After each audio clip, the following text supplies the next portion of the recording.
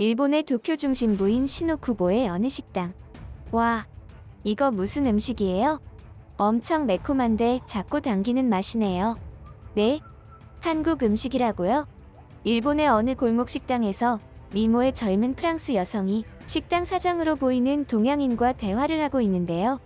그런데 이 여성은 대화를 하던 중 음식의 정체를 알게 되면서 매우 놀라고 맙니다. 그리고 얼마 후 프랑스 여성은 한국을 방문하게 되면서 자신이 그동안 알아온 모든 것들의 정체성이 흔들렸다고 합니다. 도대체 그녀에게는 무슨 사연이 있었던 것일까요? 안녕하세요. 저는 20년이라는 세월 동안 프랑스에서 평범한 인생을 살던 미래유라고 합니다. 어느덧 제가 한국이라는 나라에서 살아온 세월이 모국인 프랑스에서 살아온 날들보다 더 길어졌네요. 과거에는 제가 한국이라는 아시아 국가에 뿌리를 내리려고 할 때 많은 주변인과 사람들은 반대했습니다. 그도 그럴 것이 그 당시에는 한국이라는 나라가 지금처럼 세계를 주도하는 선진국으로 인지되기 전이었으니까요. 제가 20살이 되어 성인이 된 해였습니다. 사실 저는 그때만 하더라도 아시아의 국가 중에 한국이라는 나라가 있는지도 몰랐습니다. 제가 알고 있던 아시아는 일본이 전부였지요. 일본이라는 나라를 알게 된 것도 어릴 적 부모님이 선물해준 게임기 때문이었습니다. 당시 일본은 만화, 게임 등의 문화 콘텐츠들이 세계적인 인기를 끌고 있을 당시였으니까요. 그러면서 자연스럽게 일본 문화에 친숙함을 느꼈고 성인이 되어서는 일본이라는 나라를 여행하고 싶은 생각에 용돈을 모으고 파트타임 일을 하며 돈을 모으기도 했습니다. 그때까지만 하더라도 저의 인생이 그렇게까지 뒤바뀌게 될 줄은 상상도 하지 못했죠. 결국 저는 모은 돈으로 일본을 여행하게 되었습니다. 일본은 만화와 게임 외에도 많은 즐길 거리가 있는 곳이었습니다. 특히 음식과 관련해서는 정말 만족스러웠죠. 신선한 해산물을 약간은 시큼하고 달콤한 양념이 되어 있는 밥알을 뭉쳐 거기에 얹어서 먹는 초밥이라는 음식은 저의 입맛을 사로잡았죠. 그 외에도 라멘, 우동과 같은 면 요리도 아주 맛있었습니다. 그렇게 며칠을 일본 곳곳을 여행하던 중 저는 특이한 광경을 목격했습니다. 분명 일본 골목에 있는 식당이었지만 사뭇 이질감이 드는 특이한 분위기의 식당이었습니다. 먹자골목에서는 조금 떨어진 한적한 골목이었지만 유독 그곳에는 많은 인파가 드나들었습니다. 잠깐의 대기를 하고 그곳에 들어가 주문했습니다. 그동안 일본에서 보지 못했던 특이한 요리들이어서 사장님의 추천을 받아 시그니처 메뉴를 시켰죠. 그 음식을 한입 베어 문저는 놀란 토끼 눈이 되어 사장님을 찾았습니다. 와, 이거 무슨 음식이에요? 엄청 매콤한데 자꾸 당기는 맛이네요. 네? 한국 음식이라고요? 그러니까 일본 근처에 있는 또 다른 아시아 국가를 말씀하시는 거죠? 사장님은 음식 맛에 놀라는 제가 웃겼던지 살짝 미소 지으며 음식에 관해 설명해 주었습니다. 일본을 여행하며 알게 된 한국이라는 나라의 음식이라는 소리에 조금 놀랐습니다. 그 나라에 간다고 해서 그 나라의 문화나 음식들만 존재하는 건 아니기에 별로 개의치 않았는데 은근히 이곳에는 한국의 문화와 음식들이 많고 인기가 있었기에 저 또한 저절로 관심이 갔습니다. 특히 이곳에서 먹은 연탄불에 구워진 빨간 양념 불고기는 매콤하고 감칠맛 나는 맛에 불맛까지 더해져 그 맛이 아주 황홀할 지경이었습니다. 그리고 사장님은 한국에 가면 여기보다 더 다양하고 맛있는 음식들이 천지에 널렸다는 말도 해주었죠. 저는 그 말을 듣고 처음으로 한국에 반드시 여행해 봐야겠다고 생각했습니다. 프랑스가 미식의 도시로 불리는 만큼 저 또한 음식에 대한 호기심과 자부심을 느끼고 있었습니다. 게다가 제가 먹은 양념 불고기보다 더 맛있고 다양한 음식들이 즐비한 곳을 직접 경험해보고 싶었습니다. 여태까지 그런 곳이 있다는 소리는 들어본 적도 없었으니까요. 저는 사실 여행의 목적만을 가지고 일본 여행을 온 것이 아니었습니다. 저는 고등학교를 졸업하고 대학교 진학을 포기했습니다.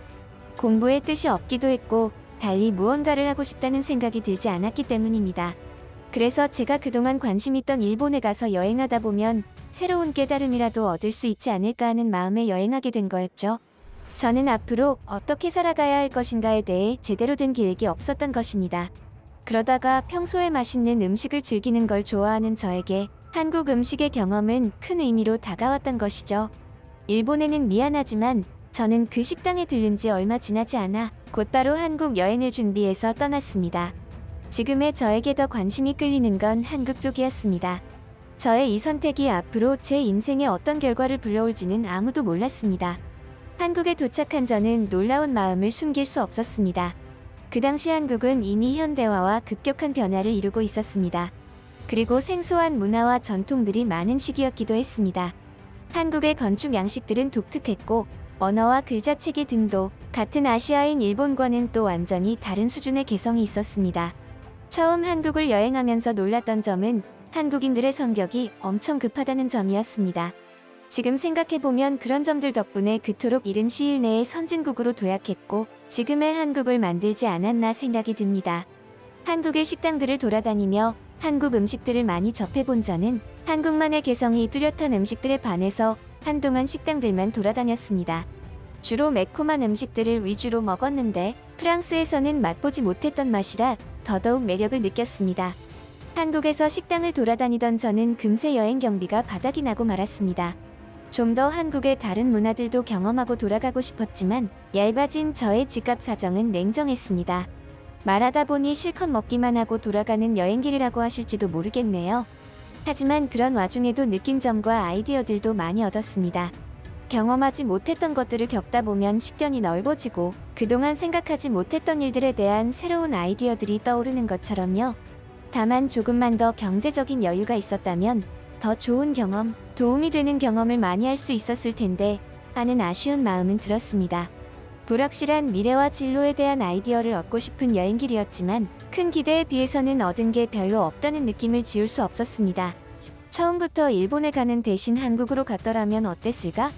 그럼 좀 더 많은 것을 얻을 수 있는 여행이 되지는 않았을까? 심지어 일본에서의 여행 기간이 시간을 낭비했다는 느낌까지 들었습니다. 프랑스로 다시 돌아간 저는 프랑스에서 일자리를 구했고 제 나이대의 다른 사람들처럼 평범하게 일하며 하루하루 생활을 보냈습니다. 다만 그들과 다르다고 할 만한 특이점은 여행이 끝난 후부터 공부하기 시작했다는 점이었습니다. 다름 아닌 한국어 공부를요. 아마도 그때 저에게 한국이라는 나라의 여러 가지 문화들이 아주 긍정적인 이미지로 비추어졌나 봐요. 그리고 그곳에서 어쩌면 조금은 특이한 저만의 미래에 대한 희망을 보였을 수도 있죠. 그 나라에 대해 조금 더 이해하고 알아가기 위해서는 제일 먼저 그 나라의 언어를 알아야 한다고 생각했습니다. 그래서 프랑스로 돌아와서 낮에는 일하고 퇴근 후에는 한국어 공부를 하기 시작했습니다. 얼마의 시간이 흐른 뒤 저는 다시 한번 한국 여행길에 올랐습니다. 이제는 그때와는 완전히 다른 기분의 여행길이었죠. 저는 한국어를 수준급으로 사용할 수 있었고 한국에 대해 과거보다 훨씬 많은 것을 알게 되었거든요. 그 어느 때보다 의욕적인 여행길이었습니다. 한국에 가는 내내 도착해서도 제 입가에는 미소가 끊이질 않았습니다. 그 일이 있기 전까지는 말이죠. 저번 한국 여행에서는 거의 식도락 기행을 하듯 먹기만 하던 여행이었다면 이번에는 좀 더 색다른 한국 문화 체험을 하고 싶었습니다. 그래서 이번에는 이곳저곳을 돌아다니며 한국의 대중교통을 많이 이용했습니다. 그러다가 아주 특이한 경험을 하게 되었죠. 프랑스에는 지하철이나 버스에서 승객들이 서로 밀치거나 서로 언쟁하는 경우가 많습니다. 그래서 늘 대중교통을 이용할 때면 살짝 긴장감과 경계심을 가지고 이용을 하는 편입니다. 그러다 보니 한국에서도 그런 마음으로 대중교통을 이용하게 되었죠. 그런데 한국에서 버스나 지하철을 이용하면 이용할수록 이상한 이질감을 느꼈습니다. 한국인들은 승객들끼리 서로 배려하고 양보하는 모습들이 주로 많았습니다. 한 번은 제가 버스를 타고 이동할 때였습니다. 시간은 오전 시간이었고 출근하는 직장인들과 등교하는 학생들로 버스 안은 만석이었습니다. 저는 자연스럽게 서서 다음 목적지까지 가는 중이었죠. 그때 제 앞에 있던 고등학생으로 보이는 학생이 저에게 불어를 하며 자리를 양보해주는 게 아니겠어요? 저는 순간적으로 너무 놀라서 고함을 지를 뻔했습니다. 미성년자 학생이 불어로 저에게 말을 걸었다는 사실에 한 번 놀랐고 그 학생이 저에게 좌석을 양보해주겠다는 사실에 한 번 더 놀랐습니다. 그리고 그 학생과 목적지에 도착할 때까지 이야기를 나누며 다시 한 번 놀랐죠. 제가 휴대폰으로 메모하는 장면을 보고 이 학생은 제가 프랑스인이라고 추측할 수 있었다고 했습니다. 그리고 자신은 학교에서 제2의 국어로 불어를 배워서 저에게 불어로 대화하게 되었다고요. 저에게 자리를 양보한 이유에 대해서는 한국에는 원래 어른이나 노약자, 임산부가 보이면 자리를 양보하거나 배려를 해주는 문화가 있다고 말했습니다. 하지만 저에게는 외국인에 대한 배려 같은 거라고 말했죠. 저처럼 외국인이 한국에 와서 좋은 경험과 긍정적인 경험을 하고 갔으면 좋겠다고 생각해서 그런 행동을 했다는 것이었습니다. 이 세상에 이런 문화가 있는 나라는 본 적도 들은 적도 없었습니다. 적어도 그 당시에 저에게는 그랬죠. 그 한국인 학생을 보고 저는 부끄러움을 느꼈습니다. 그리고 한국인의 친절함과 예의에 대해 실감할 수 있었습니다. 이런 국민성을 가진 국가의 장래는 밝을 수밖에 없다고 생각했죠.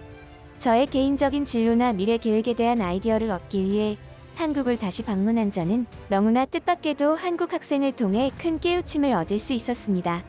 그렇게 한국 여행을 마친 저는 프랑스로 돌아와 원래 하던 직장을 그만두고 새로운 꿈을 향해 달려갔습니다. 그 꿈은 바로 한국 관광 가이드가 되는 일이었습니다. 처음에 제가 이런 계획을 부모님과 친구들에게 말했을 때 그 꿈 알리고 난리가 났습니다. 부모님들도 처음에는 자유분방하게 자식을 키운다는 명목으로 여행이며 한국어 공부며 방관하고 있었지만 제가 점점 한국이라는 나라에 집착하는 것 같다며 저에게 진지하게 다시 생각해보라는 말까지 하셨죠. 하지만 제가 진지하게 계획을 가지고 하는 일이라는 걸 말씀드리고 그 열의를 느끼자 부모님도 인정해 주셨습니다. 그리고 마침내 저는 관광 가이드 자격증을 획득했습니다. 한국어를 열심히 공부한 것이 큰 역할이 되었습니다. 물론 그 사이 지속해서 한국을 방문하였고 한국어뿐만 아니라 한국의 문화와 관광지 그리고 한국에 대한 많은 것들을 알아야 했기에 쉬운 일은 아니었습니다. 하지만 그만큼 제가 한국에 대한 마음이 진심이었기에 가능했던 일이었죠. 한국의 관광 가이드 일을 하는 것은 너무나 즐거운 일이었습니다. 물론 제가 자유롭게 여행하면서 관광하게 된다면 더 좋았겠지만 현실적으로 일을 해서 돈을 벌어야 그런 일들도 가능했기에 자유여행만 고집할 수는 없었습니다. 그래서 이 일은 저에게 안성맞춤이었던 겁니다. 제가 좋아하는 한국을 여행하고 이것을 다른 사람들에게 알려주며 돈까지 벌 수 있었으니까요. 그리고 이 직업은 저에게 또 다른 선물을 주었습니다. 바로 지금의 제 남편을 만나게 해주었기 때문이죠. 혹시 기억나시나요? 제가 20대 초반에 일본을 여행하면서 처음으로 한국 음식을 먹었던 식당이요. 지금 남편이 바로 그 식당의 사장이랍니다. 그 사람은 원래 부모님 두 분이 한국인이지만 어렸을 때부터 일본에서만 자라다 보니 한국이라는 나라에 와본 적도 없었던 사람이었습니다. 일본에서 운영 중인 식당에서 한국 음식을 파는 것도 부모님에게 전수받은 레시피였던 겁니다. 그리고 제가 남편의 식당에 방문했던 그날 자신이 해준 한국 요리를 너무 맛있게 먹는 저를 보며 한국 음식에 대한 열정이 더욱 강해져서 한국을 방문하게 된 거라고 했죠.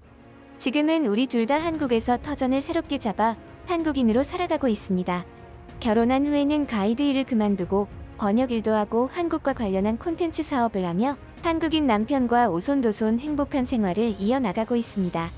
과하지도 부족하지도 않은 지금과 같은 생활, 이런 게 행복이 아닐까요? 지금까지 한국의 특별하고 감동적인 소식을 전하는 월드맵튜브였습니다. 방황하던 20대 시절에 특별한 한국 여행을 하며 완전히 인생이 뒤바뀐 프랑스인 미래유 씨의 사연 어떠셨나요? 여러분들은 어떻게 생각하시는지 의견을 남겨주세요. 여러분의 인생에 일어날 긍정적인 변화를 응원하겠습니다. 구독과 좋아요는 영상을 제작하는 데 큰 힘이 됩니다. 끝까지 시청해주셔서 감사합니다.